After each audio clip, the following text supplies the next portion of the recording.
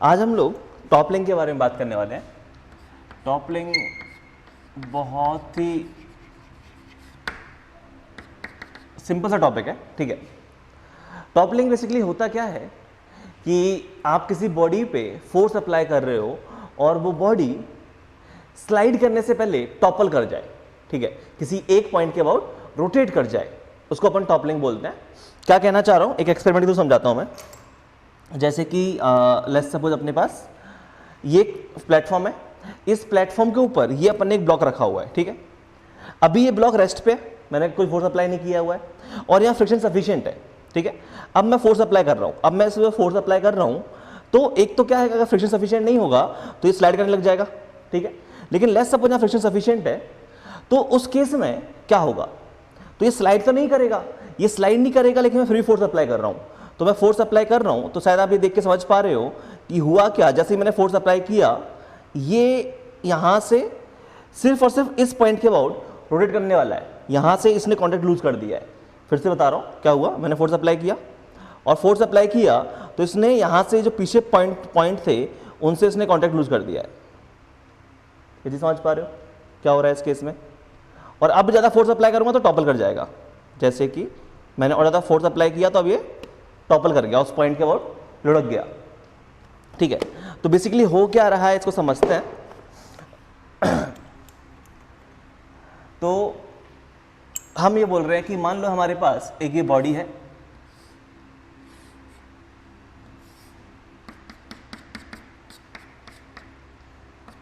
ये इसकी डायमेंशन, ये लेंथ b ले लेते हैं, ये हाइट h ले लेते हैं, ठीक है।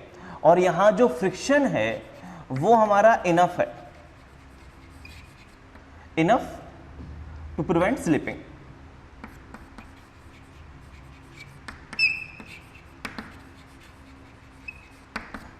बॉडी यहां पे स्लिप नहीं करेगी, रिलेटिव मोशन नहीं करेगी, ये बोल देते हैं हम लोग, ठीक है।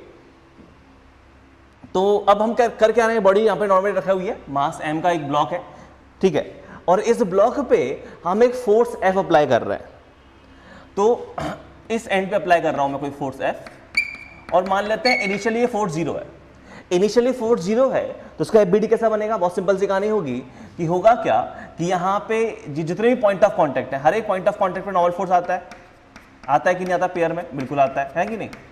और हम क्या करते हैं, इन सारे नॉर्मल फोर्स को रिप्रेजेंट ना करके इसको एक सिंगल नॉर्मल से रिप्रेजेंट कर देते हैं और हम बोलते हैं कि सेंटर से पास होता हुआ एक नॉर्मल फोर्स ये लग रहा होगा और एक लग रहा होगा नीचे की तरफ mg, है कि नहीं। और यहां पे एक फ्रिक्शन आ रहा होगा, लेकिन सिंस ये वाला फोर्स 0 है तो अभी के लिए इस फ्रिक्शन की वैल्यू कितनी है, 0 है, स्टैटिक फ्रिक्शन है। नॉर्मल ने mg को बैलेंस कर लिया, ये फोर्स 0 था तो फ्रिक्शन की जरूरत हमें पड़ी ही नहीं। अब जरा सोचो, अगर मैं यहां पे इस फोर्स की वैल्यू थोड़ी बढ़ा दूं, ठीक है, इस फोर्स की वैल्यू मैं कुछ नॉन जीरो रखूं, ध्यान से देखना, काफी इंटरेस्टिंग कहानी है।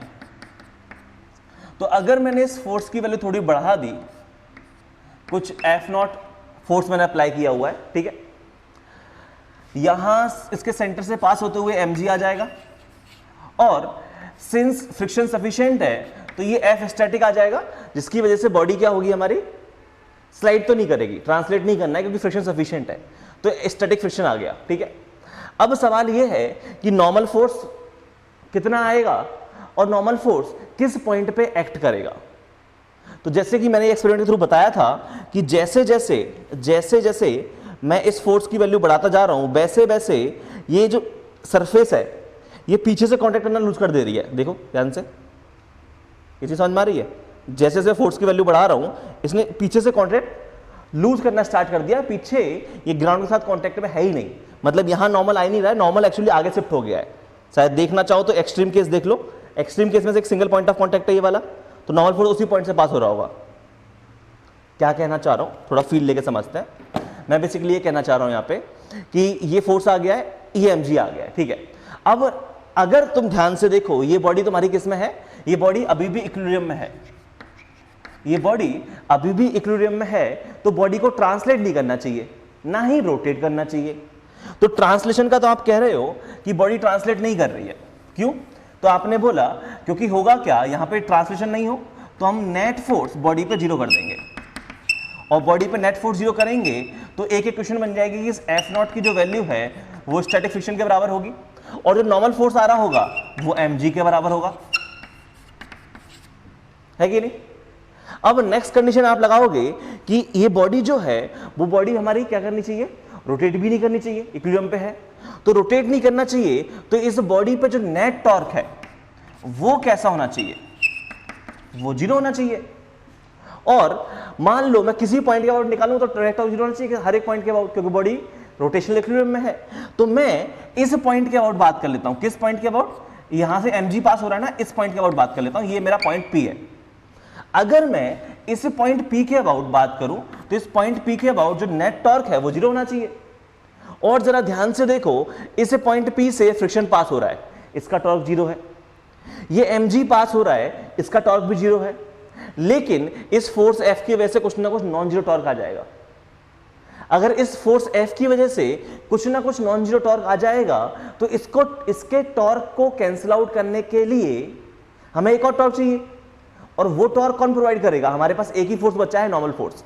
जरा सोच के देखो, अगर नॉर्मल फोर्स ऐसे एक्ट करता इसी पॉइंट पे तो mg का टॉर्क जीरो, नॉर्मल का टॉर्क जीरो, फ्रिक्शन का टॉर्क जीरो, इस फोर्स F की वजह से टॉर्क आ गया और बॉडी क्या करती, रोटेट कर जाती। लेकिन हमें पता है कि अभी बॉडी रोटेट करना स्टार्ट नहीं हुई है, हम फोर्स की वैल्यू बढ़ाते हैं बढ़ाते हैं बढ़ाते हैं, फिर जाके हमारा एक पॉइंट ऐसा आता है जब वो बॉडी रोटेट करना स्टार्ट कर देती है, अभी तो इक्विलिब्रियम में है।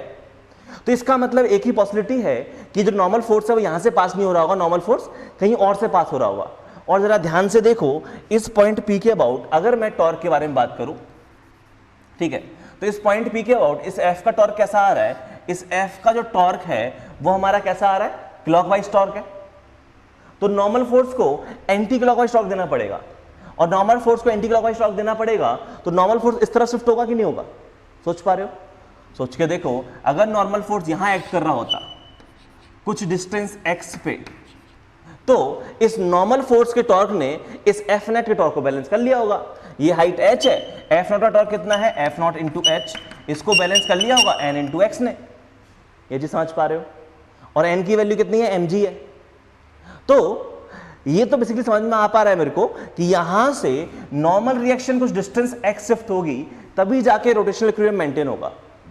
और ये क्यों हो पा रहा है ये हमने एक्सपेरिमेंट के थ्रू देखा भी था, जब मैंने बोला था कि एक्चुअली होता क्या है, जैसे आप फोर्स अप्लाई करते हो, ये वाली जो सरफेस है यहां पे वो कांटेक्ट लूज कर देती है ना, वो आप नेकेड आई से देख नहीं सकते हो, विजिबल नहीं होगा आपको, लेकिन यहां पे वो कांटेक्ट लूज करना स्टार्ट कर देगी। इसीलिए जो मेन नॉर्मल फोर्स है वो पूरा का पूरा नॉर्मल फोर्स यहां कहीं आ रहा होगा, और इन सब का रिजल्टेंट आपने इस पॉइंट से पास करवा दिया, इसीलिए आपका नॉर्मलाइजेशन शिफ्ट हो जाता है। तो बेसिकली टॉपलिंग वाले केस में होता क्या है, टॉपलिंग वाले केस में ये होता है कि जैसे जैसे आप एक एक्सटर्नल फोर्स F अप्लाई करते जा रहे हो और उसका मैग्नीट्यूड बढ़ाते जा रहे हो, तो नॉर्मल रिएक्शन शिफ्ट होते जाता है, क्योंकि उसको बॉडी को ओवरऑल इक्विलिब्रियम में रखना है, टॉपल नहीं करने देना है, ठीक है। तो इक्विलिब्रियम में रखना है तो इस F के टॉर्क को काटने के लिए नॉर्मल का टॉर्क आना चाहिए, और नॉर्मल का टॉर्क तभी आएगा जब वो इस पॉइंट से कुछ डिस्टेंस x पे होगा। ये समझ पा रहे हो, और इसके पीछे लॉजिकल रीजन, इसके पीछे रीजन क्या है, रीजन ये है कि वो यहां से कांटेक्ट लूज करना स्टार्ट कर दिया उसने, ठीक है। अच्छा, तो नॉर्मल रिएक्शन शिफ्ट होगा, ये मुझे समझ में आ गया। अब जरा सोच के देखो, अगर ऐसा हो कि मैं फोर्स बहुत ज्यादा अप्लाई कर दूं, मैं जैसे जैसे फोर्स अप्लाई करते जा रहा हूं वैसे वैसे नॉर्मल रिएक्शन शिफ्ट होते जा रहा है, बट नॉर्मल रिएक्शन शिफ्ट होके मैक्सिमम कहां तक जा सकता है, नॉर्मल रिएक्शन शिफ्ट होके मैक्सिमम इस पॉइंट तक आ सकता है। क्या कहना चाह रहा हूं कि मैंने फोर्स की वैल्यू बढ़ाते जा रहा हूं, तो फोर्स की वैल्यू बढ़ाते जा रहा हूं तो होगा क्या कि अगर यहां पे ध्यान से देखोगे ये कांटेक्ट लूज कर देगा, ये जो है यहां से कांटेक्ट लूज कर देगा, ठीक है। वो मैंने इतना बड़ा बढ़ा दिया लेकिन आपको नेकेड आई से दिखेगा नहीं, तो यहां से एक्चुअली कांटेक्ट लूज कर देगा, और नॉर्मल रिएक्शन शिफ्ट होते होते मैक्सिमम इस पॉइंट तक पहुंच सकती है। ये सोच पा रहे हो, क्योंकि इससे ज्यादा नॉर्मल रिएक्शन क्रॉस नहीं कर पाएगी। और इसका एफबीडी बनाओ तो यहां आ रहा है तुम्हारा mg, ठीक है, यहां कहीं आ रहा है तुम्हारा स्टैटिक फ्रिक्शन, और यहां लग रहा है वो मैक्सिमम फोर्स। और अगर आप अभी भी इस पॉइंट के अबाउट टॉर्क कैलकुलेट करो तो अभी भी टॉर्क कैसा होना चाहिए, 0 होना चाहिए, और अभी भी आपका नेट फोर्स कैसा होना चाहिए, 0 होना चाहिए। तो अब अभी तुम नेट टॉर्क 0 करोगे, तो नेट टॉर्क 0 करोगे तो यहां पे एक तो टॉर्क इसकी वजह से आ रहा है, और कितना आ रहा है, वो आ रहा है एफ मैक्स इंटू एच, और ये जो नॉर्मल डायरेक्शन है इसकी वजह से टॉर्क कितना आ रहा है, ये आ रहा है एन इंटू ये डिस्टेंस कितना है, b/2। तो ध्यान से देखो यहां पे एफ मैक्स की जो वैल्यू है वो आ जाएगी, एन की वैल्यू कितनी है, mg b/2h। इतना मैक्सिमम फोर्स मैं अप्लाई कर सकता हूं कि मेरी बॉडी टॉपल नहीं करेगी। लेकिन अगर मैंने इससे ज्यादा फोर्स अप्लाई किया तो अब मैं टॉर्क बैलेंस नहीं कर पाऊंगा। सोच के देखो, अगर मैंने इससे ज्यादा फोर्स अप्लाई किया तो इस फोर्स एफ का टॉर्क जो है वो ज्यादा हो जाएगा। नॉर्मल रिएक्शन अपना टॉर्क कैसे बढ़ा रही है, डिस्टेंस ज्यादा करके, n इंटू एक्स था, तो इसने मैक्सिमम डिस्टेंस तो ले लिया है, अब इससे ज्यादा डिस्टेंस वो आगे मूव नहीं कर सकता है। इसका मतलब नॉर्मल रिएक्शन मैक्सिमम इतना ही टॉर्क बैलेंस कर सकती है। इससे ज्यादा आप अगर आपने फोर्स अप्लाई किया है तो बॉडी जो है इस पॉइंट के अबाउट टॉपल होके नीचे गिर जाएगी, और इसी चीज को हम बोलते हैं टॉपलिंग। कि जैसे जैसे आप एक बॉडी पे फोर्स अप्लाई करते जा रहे हो, जैसे जैसे फोर्स का मैग्नीट्यूड बढ़ेगा, नॉर्मल रिएक्शन शिफ्ट होगा, और शिफ्ट होने के बाद नॉर्मल रिएक्शन एक सिंगल पॉइंट से पास हो रहा होगा, ठीक है, और अगर उससे ज्यादा आपने फोर्स अप्लाई किया है तो अब आपकी बॉडी जो है वो टॉपल कर जाएगी। समझ में आया? मैं फिर से बता देता हूं क्या हुआ। जैसे ये बॉडी रखी हुई थी, ठीक है, तो इस पर मैंने फोर्स अप्लाई किया, ये बॉडी टॉपल कर गई, स्लाइड नहीं की है, टॉपल की हुई है। या ऐसे रख के मान लो, ऐसे रखा हुआ है, फोर्स अप्लाई किया, बॉडी ऐसे रखा हुआ है, फोर्स अप्लाई किया, बॉडी एक सेकेंड टॉपल कर गई, ठीक है। तो ये वाली कहानी है। ओके, तो अभी हमें क्या समझ में आया, हमें इस पूरे डिस्कशन से एक चीज समझ में आ रही है कि जैसे जैसे मैंने इस एक्सटर्नल फोर्स की वैल्यू बढ़ाती गई है वैसे वैसे नॉर्मल रिएक्शन शिफ्ट होता गया है, और एक्सट्रीम केस जो इक्विलिब्रियम का लिमिटिंग केस होगा उस केस में नॉर्मल रिएक्शन इस सिंगल पॉइंट से पास हो जाएगा। तो टॉपलिंग जो है, टॉपलिंग बेसिकली है लिमिटिंग केस ऑफ इक्विलिब्रियम, ठीक है। इसको आप ये बोल दो लिमिटिंग केस ऑफ इक्विलिब्रियम, कि इस वाले केस के बाद अगर आपने ज्यादा फोर्स अप्लाई किया तो बॉडी टॉपल कर जाएगी, जिसको हम टॉपलिंग बोलते हैं, ठीक है।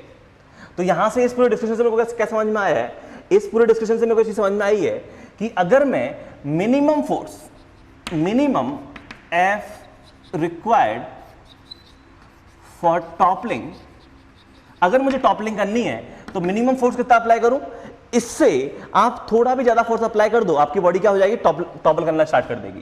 तो वो है mg b/2h।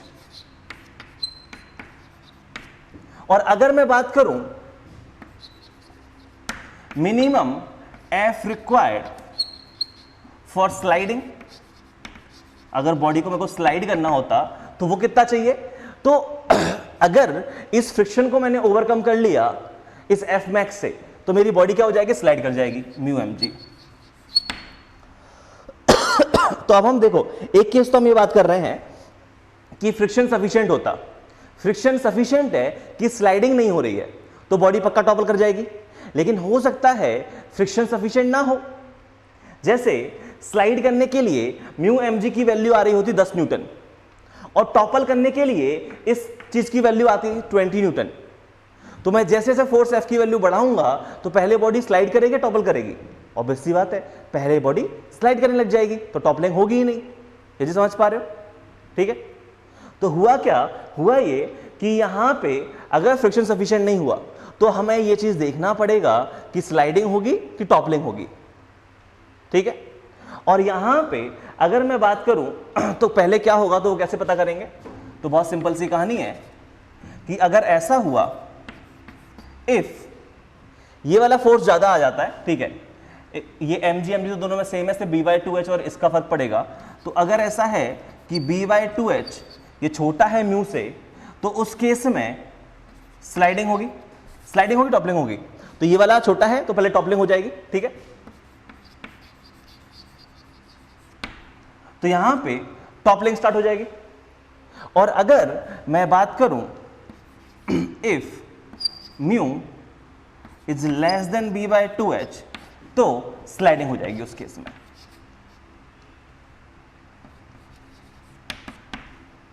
कोई दिक्कत नहीं है। तो ये चीज हमें समझ में आ गई कि स्लाइडिंग कब हो रही है, टॉपलिंग कब हो रही है। अभी का 2 क्वेश्चन देख लेते हैं और फिर हम बात करते हैं। पहले मैं टॉपलिंग के बारे में बात करूंगा, फिर अपन स्लाइडिंग और टॉपलिंग दोनों के बारे में बात करेंगे। जैसे कि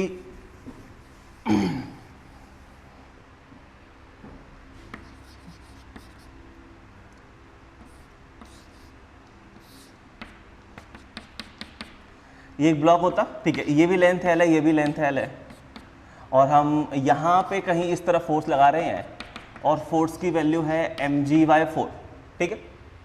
और यहाँ पे जो फ्रिक्शन है चलो तो तुमसे क्या पूछा गया है, तो तुमसे पूछा जाता find minimum mu required for sliding. अगर मुझे स्लाइडिंग करनी होती तो मिनिमम कितना म्यू रिक्वायर्ड होगा, और पूछ सकते हैं position of normal force. Normal force किस पॉइंट से पास हो रहा है, या फिर ऐसे पूछ सकते हो कि शिफ्टिंग इन नॉर्मल फोर्स। पहले नॉर्मल फोर्स पास होता सेंटर से, लेकिन ये फोर्स आ रहा है तो इसके टॉर्क को बैलेंस करने के लिए नॉर्मल को शिफ्ट होना पड़ेगा। तो वो कितना शिफ्ट हुआ है वो पूछा गया है, ठीक है। ये 2 सवाल है, कैसे सॉल्व करते, तो आप इसका एफबीडी बनाओगे। एफबीडी बनाओगे तो ये तो पता है एमजी तो यहीं से पास होगा, इसमें कोई डाउट नहीं है। फ्रिक्शन जो है वो भी इसी सरफेस के पैरेलल पास हो जाएगा, और कितना होगा तो वो हो जाएगा, अगर कुछ एफ बोल देते हैं, ठीक है। और रही बात नॉर्मल फोर्स की, तो ऑब्वियस सी बात है अगर इस पॉइंट के बाद टॉर्क लूंगा तो इसके फोर्स को, इसके टॉर्क को बैलेंस करने के लिए नॉर्मल को टॉर्क देना पड़ेगा, और वो मान लेते हैं नॉर्मल फोर्स यहां से किसी डिस्टेंस x पे है, ठीक है। अब क्या करोगे, बॉडी हमारी, अगर हम लोग बात करें कि मिनिमम म्यू कितना रिक्वायर्ड होगा फॉर स्लाइडिंग, तो देखो यहां पे अगर आपको स्लाइड करना है तो स्लाइड करना है तो सिग्मा एफ एक्स जो है वो आपको ओवरकम करना पड़ेगा। बेसिकली ये जो minimum mu required for sliding नहीं, actually minimum mu required to stop sliding, actually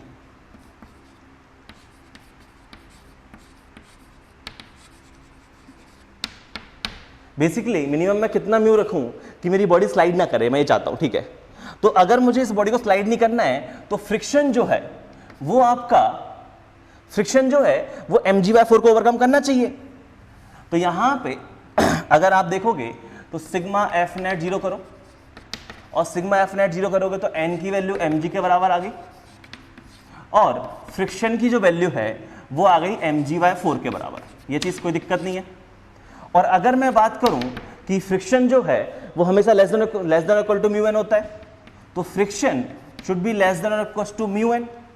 तो फ्रिक्शन कितना है, mg/4 आया है, ये आपका लेस देन और इक्वल टू म्यू, और n की वैल्यू कितनी है, mg। मतलब अगर आपको इक्विलिब्रियम मेंटेन करना है तो mu should be greater than 1/4।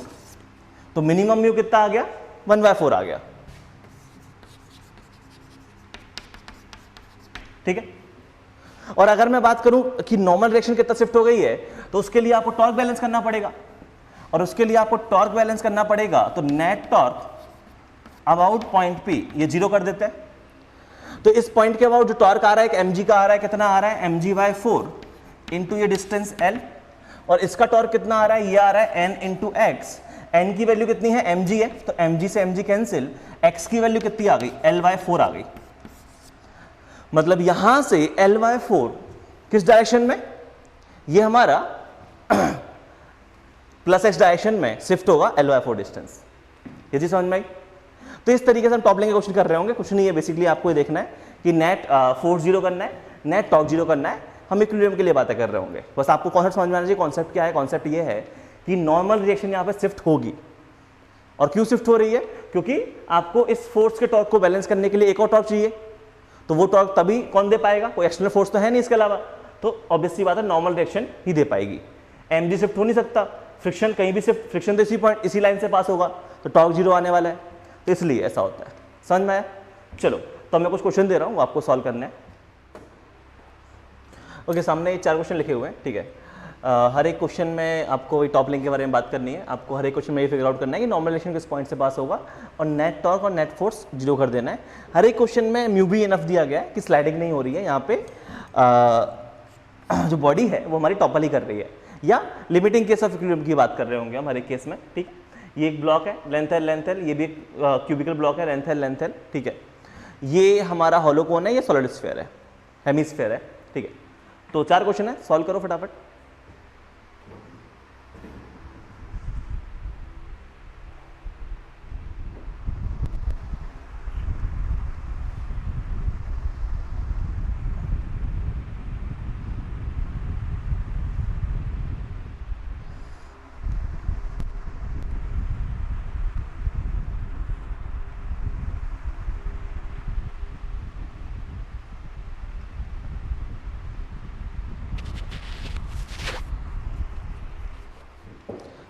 चलो, आई थिंक सॉल्व कर लिया होगा।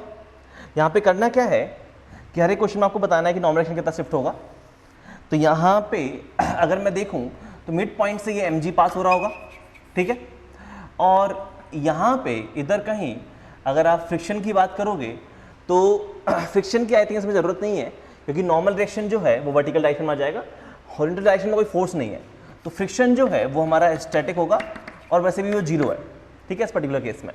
अब रही बात नॉर्मल रिएक्शन की, तो आप किसी भी पॉइंट देखो, आप क्या करोगे, sigma F x zero, net force zero करोगे। तो नेट फोर्स जब हम जीरो करते हैं तो वहां से एक चीज तो मेरे को समझ में आ गई कि फ्रिक्शन जो है वो हमारा जीरो है। दूसरी चीज ये समझ में आ गई कि नॉर्मल रिएक्शन की वैल्यू 2mg होगी, क्योंकि ये वाला mg प्लस ये वाला mg दोनों को बैलेंस करेगा। अब मुझे नेट टॉर्क जीरो करना है, तो नेट टॉर्क जो जीरो करना है वो आप किसी भी पॉइंट के अबाउट जीरो कर दो, आपकी इच्छा है। तो लेट्स सपोज मुझे टॉर्क जीरो कर रहा हूँ, वो मैं जीरो करता किस पॉइंट के अबाउट, इस पॉइंट के अबाउट जीरो कर देते हैं, ठीक है। आपकी इच्छा है आप किस पॉइंट के अबाउट करना चाहो, लेकिन यहाँ पे अगर इस पॉइंट के अबाउट जीरो करोगे तो आप ये देखो कि इस वाले mg का टॉर्क आ रहा है, सिर्फ और सिर्फ इसका टॉर्क जीरो आ गया, इसका टॉर्क जीरो आ गया फ्रिक्शन का, ठीक है। mg का टॉर्क जो है वो तुम्हारा कैसा आ रहा है, वो तुम्हारा आ रहा है r क्रॉस f के हिसाब से एंटी क्लॉकवाइज। तो आपको क्लॉकवाइज टॉर्क चाहिए नॉर्मल का, तो नॉर्मल फोर्स कुछ डिस्टेंस x पे होगा यहां से।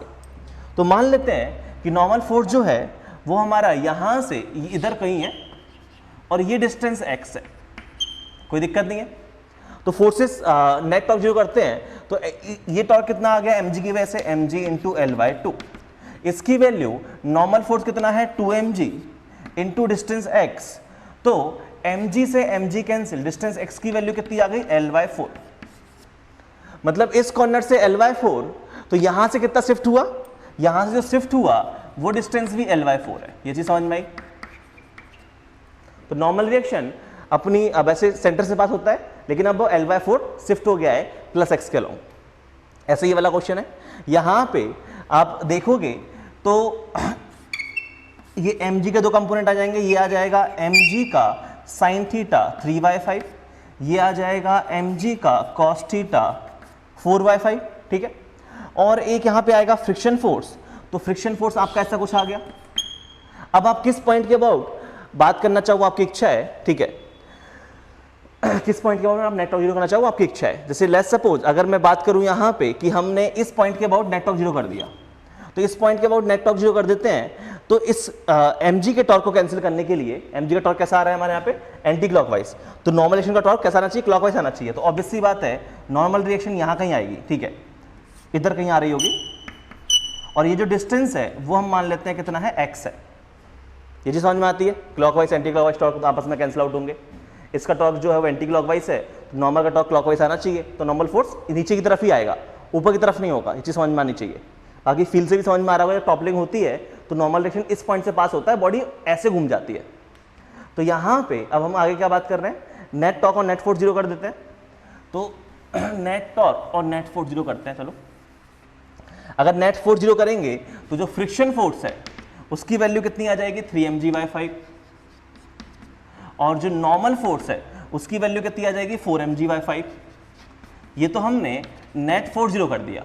और अगर मैं नेट टॉर्क जीरो करूंगा, तो नेट टॉर्क जीरो करने के केस में आप इस पॉइंट के अबाउट टॉर्क जीरो कर रहे हो, ये आपका पॉइंट P है, तो यहां से एक तो इसका टॉर्क आया 3 mg/5 का, और ये डिस्टेंस कितना है, ये डिस्टेंस है L/2 क्योंकि ये ब्लॉक ही है।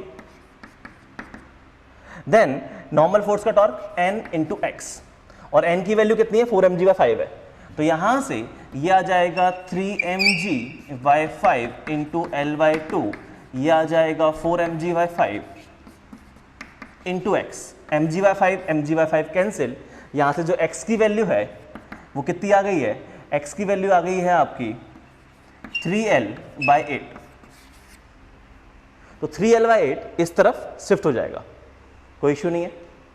और ध्यान देना मैक्सिमम कितना शिफ्ट हो सकता है, मैक्सिमम में शिफ्ट हो सकता है L/2, और 3L/8 जो है वो L/2 से छोटा है, तो शिफ्ट हो चुका हुआ है इतना, कोई दिक्कत नहीं है। जो नेक्स्ट क्वेश्चन है उसमें भी यही करना है कि minimum F required for toppling. तो मिनिमम एफ रिक्वायर्ड में टॉपलिंग की अगर हम लोग बात करें तो यहां पे इस पर्टिकुलर केस में mg जो है आपका यहीं से पास हो जाएगा सेंटर से। नॉर्मल रिएक्शन अगर हम टॉपलिंग की बात कर रहे हैं तो इस पॉइंट से पास होनी चाहिए नॉर्मल रिएक्शन, और फ्रिक्शन फोर्स जो है वो इस पॉइंट से पास कर पाएगा, ठीक है। तो अब यहां पे अगर आप इस पॉइंट के अबाउट नेट टॉर्क ले लें तो इस पॉइंट के अबाउट नेट टॉर्क जीरो करने से हमारा सीधा एफ की वैल्यू मिल जाएगी, हमें मेहनत करने की जरूरत ही नहीं ज़्यादा, ठीक है। तो इस एफ का टॉर्क कितना है, ये है एफ इंटू 3r, और mg का टॉर्क कितना है, ये है mg इंटू आर। तो यहां से जो f की वैल्यू आ गई वो आ गई mg/3। इतना मिनिमम एफ रिक्वायर्ड होगा आपको बॉडी को टॉपल करने के लिए। इससे ज़्यादा फोर्स अप्लाई करोगे तो बॉडी टॉपल कर जाएगी। देन अगर मान लो इसका मैंने फोर्स डबल अप्लाई किया होता, तो अगर आपने इसका डबल फोर्स अप्लाई किया होता, ठीक है, तो अगर आपका f जो है वो अगर 2mg/3 होता और आपको बॉडी को टॉपल नहीं करना है, ठीक है, तो उस केस में मैं कहां पे अप्लाई करूं।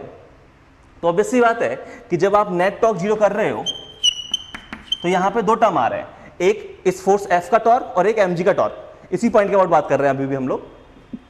तो अगर मुझे f का टॉर्क कम करना है क्योंकि फोर्स मैंने बढ़ा दिया है, तो डिस्टेंस कम कर दूं, मेरा काम चल जाएगा, दोनों बैलेंस हो जाएंगे। तो यहां पे मान लेते हैं कि ये कुछ डिस्टेंस x पे एक्ट कर रहा होता। डिस्टेंस x कहां पे, यहां कहीं, इधर कहीं डिस्टेंस x पे एक्ट, ये जो डिस्टेंस है ये डिस्टेंस x है, और यहां पे ये 2mg/3 फोर्स एक्ट कर रहा है। इसको बैलेंस करेगा कौन, हमारा mg का टॉर्क, तो mg इंटू आर। तो यहां से mg से mg कैंसिल, x की जो वैल्यू है वो आ जाएगी 3r/2। अगर ये हाइट h है तो h/2 पे, ठीक है। सिमिलरली लास्ट क्वेश्चन है, लास्ट क्वेश्चन भी काफी सिंपल सा क्वेश्चन है।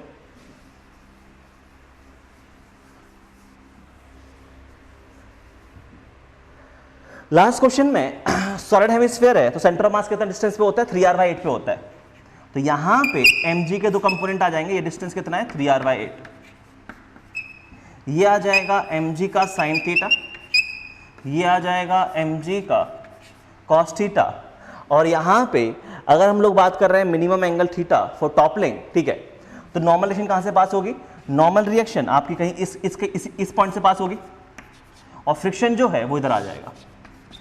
तो आप क्या करो, इस पॉइंट के अबाउट नेट टॉर्क जीरो कर दो, नेट फोर्स जीरो कर सकते हो, ठीक है। अगर नेट फोर्स, पूरा सुन लो, अगर हम लोग नेट फोर्स जीरो करेंगे तो नेट फोर्स जीरो करेंगे तो फ्रिक्शन की वैल्यू कितनी आ जाएगी, mg sin थीटा के बराबर, और जो नॉर्मल फोर्स है वो कितना आ जाएगा, वो आ जाएगा हमारा mg cos थीटा के बराबर। और अब हम करते हैं नेट टॉर्क जीरो। तो नेट टॉर्क जीरो करेंगे तो इस पॉइंट के अबाउट, तो ये टॉर्क कितना है, mg cos थीटा का टॉर्क है, और डिस्टेंस कितना है r, तो mg cos theta into r, ये हमारा टॉर्क आ रहा होगा क्लॉकवाइज, और एंटी क्लॉकवाइज टॉर्क आ रहा होगा mg sin थीटा की वजह से, वो आ जाएगा mg sin theta into 3r/8। यहां से mg से mg कैंसिल, ठीक है, इसको इस तरह भेज दो, r से r कैंसिल, तो यहां से जो tan थीटा है उसकी वैल्यू आ जाएगी 8/3। मतलब एंगल अगर आपका tan इनवर्स 8/3 है, ठीक है, या उससे ज्यादा एंगल हुआ तो बॉडी टॉपल कर जाएगी। देखो होता क्या है यहाँ पे होता ये है कि ये एंगल शुरू में 0 है, इस एंगल को हम जैसे जैसे ग्रेजुअली इंक्रीज करते हैं वैसे वैसे नॉर्मल डायरेक्शन सेंटर से नीचे की तरफ शिफ्ट होती है। एंगल बढ़ाऊंगा, सोच के देखो, अगर आपको किस पॉइंट का अबाउट सोचना है, इसका अबाउट सोच लो, ठीक है, इसका अबाउट सोच लो, इसका अबाउट टॉर्क लेके देखो, तो इस mg cos थीटा का टॉर्क 0, फ्रिक्शन का टॉर्क 0, मतलब mg sin थीटा के टॉर्क को नॉर्मल ने बैलेंस किया होगा। जैसे जैसे मैं एंगल बढ़ा रहा हूं, क्या मेरा mg sin थीटा का टॉर्क बढ़ता जा रहा है? क्योंकि mg तो कांस्टेंट है, जैसे जैसे एंगल बढ़ाया sin थीटा बढ़ गया, तो sin थीटा बढ़ा तो ये वाला टॉर्क बढ़ता गया है। तो इस टॉर्क को बैलेंस करने के लिए नॉर्मल रिएक्शन की वैल्यू तो mg cos थीटा है, ठीक है, तो मुझे डिस्टेंस बढ़ाना पड़ता है, तो नॉर्मल रिएक्शन धीरे धीरे नीचे शिफ्ट होती है। अब इससे ज़्यादा अगर आपने एंगल दे दिया तो बॉडी पक्का टॉपल कर जाएगी। समझ में आया? चलो, तो आई थिंक ये सारी कहानी आपको समझ में आ गई है। अच्छा, लास्ट क्वेश्चन क्या है कि अगर एंगल tan इनवर्स 1/4 होता तो कितना शिफ्ट होता? तो tan इनवर्स 1/4 देख लेते हैं, उस पर कितना शिफ्ट होता। तो tan इनवर्स 1/4 पे हम लोग मान लेते हैं कि नॉर्मल रिएक्शन जो है वो यहां ना होके कुछ डिस्टेंस x पे होती, कुछ डिस्टेंस x पे मान लो, तो करोगे क्या? नॉर्मल रिएक्शन ये कितना है हमारा mg cos थीटा, ठीक है, नेट टॉर्क यहां भी बैलेंस करेंगे, तो नेट टॉर्क बैलेंस करेंगे तो ये आ जाएगा mg cos theta into distance r। अच्छा, फिर आपको किसी और पॉइंट के अबाउट 0 करना पड़ेगा, तो मैं क्या करता हूं, मैं इस पॉइंट के अबाउट 0 कर लेता हूं। किस पॉइंट के अबाउट कहना चाह रहा हूं, ध्यान से देखो, ये जो मेरा फिगर है, इस फिगर में नॉर्मल रिएक्शन मैंने यहाँ से कुछ डिस्टेंस x पे मानी है, ये mg के दो कंपोनेंट है, ये फ्रिक्शन पास हो रहा है, मैं इस पॉइंट के अबाउट नेट टॉर्क 0 कर रहा हूँ, इस पॉइंट के अबाउट, ठीक है। तो इस पॉइंट के अबाउट नेट टॉर्क 0 करेंगे तो जो भी टॉर्क आ रहा है, एक mg sin थीटा का आ रहा है, एक नॉर्मल का आ रहा है, तो ये आ जाएगा mg sin theta into 3r/8। ये जो टॉर्क है उसको n इंटू x ने बैलेंस किया होगा, ठीक है। ये है mg sin theta 3r/8, normal reaction की वैल्यू कितनी है, mg cos theta into distance x। mg से mg कैंसिल, डिस्टेंस x जो है वो आ जाएगा आपका 3r/8 इंटू टेन थीटा, बोले तो 3r/8, टेन थीटा की वैल्यू कितनी है 1/4, तो x की जो वैल्यू है वो आ गई है 3r डिवाइड बाय 32। ये चीज़ समझ में आई, कोई दिक्कत नहीं है। तो आई थिंक ये सारी कहानी आपको समझ में आ गई है कि क्वेश्चन हमने सॉल्व कैसे किए। मैं इसको मिटा देता हूँ।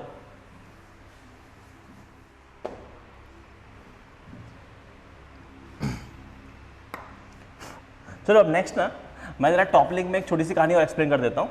ये इंक्लाइन प्लेन वाला जो हमने क्वेश्चंस किए हैं उसमें थोड़ी सी एक सुन लेते हैं। होता क्या है कि मान लो ये इंक्लाइन प्लेन पे कोई ही ब्लॉक रखा हुआ होता, ठीक है, ये ब्लॉक रखा हुआ है, ये है B और ये है H, ठीक है, और इसका मास कुछ m है। तो यहाँ पे हमने क्या हुआ है, angle theta is gradually increase, हम धीरे धीरे एंगल थीटा को बढ़ा रहे हैं, ठीक है। तो धीरे धीरे एंगल थीटा को बढ़ा रहे हैं, तो यहां पे होता क्या है, या तो बॉडी स्लाइड करेगी या फिर बॉडी टॉपल करेगी। तो कब स्लाइड करेगी कब टॉपल करेगी वो वाला केस एक बार सुन लेते हैं। तो यहां पे होगा क्या, ये हमारा इस तरफ आ जाएगा mg का साइन थीटा, ये आ जाएगा हमारा mg का कॉस थीटा, इधर आ जाएगा फ्रिक्शन। अब नॉर्मल रिएक्शन शिफ्ट होगा और टॉपलिंग वाले केस में नॉर्मल रिएक्शन यहां आ जाएगा, ठीक है। तो दो चीजें पॉसिबल है, या तो बॉडी टॉपल करेगी या बॉडी हमारा क्या करेगी, स्लाइड करेगी। तो मैं यहां पे अगर मैं बात करूं स्लाइडिंग के लिए, ठीक है, कि फॉर स्लाइडिंग अगर बॉडी को स्लाइड करना होता तो स्लाइड करने के लिए होता क्या है कि ये जो mg sin थीटा है this should be greater than और इक्वल टू f। ये जैसे ही इससे बड़ा हो जाएगा, ठीक है, f से, तो उस केस में हमारी बॉडी नीचे की तरफ ट्रांसलेट करने लग जाएगी और f की वैल्यू कितनी है, ये आ जाएगा mg sin theta is greater than और equals to mu mg cos theta. Friction की वैल्यू कितनी है, म्यू इंटू n। तो यहां से क्या आ गया, tan theta should be greater than और इक्वल्स टू म्यू। अगर tan theta greater than mu हुआ, ठीक है, तो ग्रेटर देन कर देते हैं, अगर tan theta greater than mu हुआ तो उस केस में ये बॉडी नीचे की तरफ स्लाइड करने लग जाती है। और याद करो यही तो होता था तो तुम्हारा angle of repose. Angle of repose क्या होता था, वो एंगल जिसपे ये ब्लॉक जो है वो स्लाइड करने लग जाए नीचे की तरफ। तो अगर इस ब्लॉक को स्लाइड करना है तो मिनिमम एंगल कितना चाहिए, tan इनवर्स म्यू चाहिए, ठीक है। तो फॉर स्लाइडिंग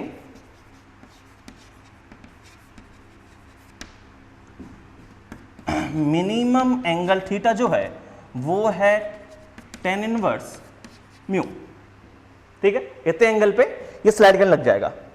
अब हो सकता है कि वो स्लाइड करने से पहले टॉपल भी कर जाए, तो वो कैसे देखेंगे कि टॉपल कर रहा है कि पहले स्लाइड कर रहा है। तो हमने देखा कि देखो स्लाइडिंग की कंडीशन ये है, सेम कंडीशन हम टॉपलिंग के लिए भी लिख लेते हैं, ठीक है। तो अगर मैं टॉपलिंग के लिए बात करूं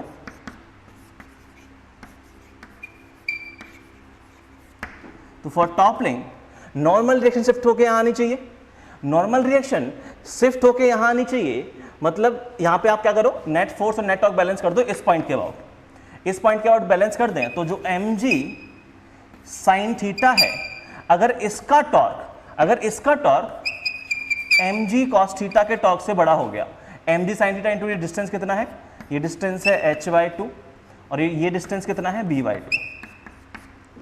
अगर बॉडी को टॉपल करना है, ऐसे गिरना है, तो ये वाला टॉर्क थोड़ा बड़ा होना चाहिए इसके कंपेयर में। सोच के देखो, इस वाले टॉर्क को ये वाला टॉर्क काट रहा है, अगर ये वाला टॉर्क बड़ा हो गया तो बॉडी टॉपल करके नीचे आ जाएगी, तो हम वही लिख रहे हैं।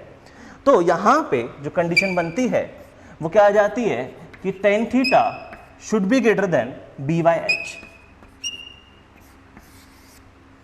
tan theta should be greater than b/h। ये हमारा मिनिमम एंगल थीटा है फॉर टॉपलिंग। तो थीटा मिनिमम फॉर टॉपलिंग कितना है, b/h, tan इनवर्स b/h। तो आपको यही कंपेयर करना होगा कि इन दोनों में से कौन सा एंगल है। मान लो ये वाला एंगल आता 30 डिग्री, ये वाला एंगल आता 45 डिग्री, तो पहले क्या होता, 30 डिग्री पे बॉडी स्लाइड करने लग जाती, टॉपलिंग होती ही नहीं। अगर ऐसा होता, ये एंगल आता 20 डिग्री और ये एंगल आता 30 डिग्री, तो 20 डिग्री पे टॉपलिंग हो जाती, स्लाइडिंग होती ही नहीं। तो जो पहले आ गया वो कहानी हो जाएगी इस क्वेश्चन में। तो बेसिकली आपको क्या ध्यान रखना है कि जब भी हम लोग बात कर रहे हैं टॉपलिंग वाले क्वेश्चंस की, तो टॉपलिंग वाले क्वेश्चंस में स्लाइडिंग और टॉपलिंग के बीच में मैं देखना पड़ेगा कि बॉडी पहले स्लाइड कर रही है कि पहले टॉपल कर रही है। जैसे इस पर्टिकुलर केस में अगर लिखना चाहूं तो इस पर्टिकुलर केस में अगर ऐसा हुआ कि एक एंगल ये आया और एक एंगल हमारा कितना आया, tan इनवर्स म्यू आया स्लाइडिंग के लिए, ठीक है। तो अगर ऐसा हुआ कि म्यू अगर आपका b/h छोटा हुआ म्यू से, इसका मतलब बॉडी क्या है, टॉपल कर जाएगी, टॉपल्स बिफोर स्लाइडिंग, स्लाइडिंग कर ही नहीं पाएगी, उससे पहले टॉपल कर जाएगी। और अगर ऐसा हुआ कि हमारा म्यू जो है वो छोटा हुआ b/h से, तो पहले स्लाइड कर जाएगी।